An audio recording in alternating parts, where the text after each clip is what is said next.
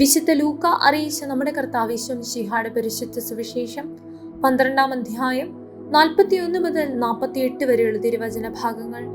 പത്രോസ് ചോദിച്ചു, കർത്താവേ, നീ ഈ ഉപമ പറയുന്നത് ഞങ്ങൾക്ക് വേണ്ടിയോ എല്ലാവർക്കും വേണ്ടിയോ? അപ്പോൾ കർത്താവ് പറഞ്ഞു, വീട്ടുജോലിക്കാർക്ക് യഥാസമയം ഭക്ഷണം കൊടുക്കേണ്ടതിന് യജമാനൻ അവരുടെ മേൽ നിയമിക്കുന്ന വിശ്വസ്തതയും വിവേകിയുമായ കാര്യസ്ഥൻ ആരാണ്? യജമാനൻ വരുമ്പോൾ ജോലിയിൽ വ്യാപൃതനായി കാണപ്പെടുന്ന ഭൃത്യൻ ഭാഗ്യവാൻ.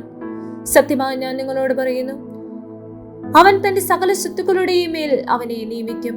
എന്നാൽ ആ ഭൃത്യൻ തന്റെ യജമാനൻ വരാൻ വൈകുമെന്ന് ഉള്ളിൽ കരുതി യജമാനന്റെ ദാസന്മാരെയും ദാസിമാരെയും അടിക്കാനും തിന്നുകുടിച്ചു ഉന്മത്തനാകാനും തുടങ്ങിയാൽ പ്രതീക്ഷിക്കാത്ത ദിവസത്തിലും അറിയാത്ത മണിക്കൂറിലും യജമാനൻ വരികയും അവനെ ശിക്ഷിച്ച് അവന്റെ പങ്ക് അവിശ്വാസികളോടുകൂടി ആക്കുകയും ചെയ്യും.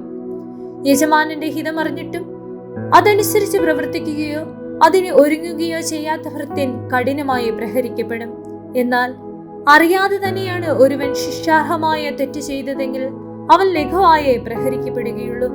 അധികം ലഭിച്ചവനിൽ നിന്ന് അധികം ആവശ്യപ്പെടും, അധികം ഏൽപ്പിക്കപ്പെട്ടവനോട് അധികം ചോദിക്കും.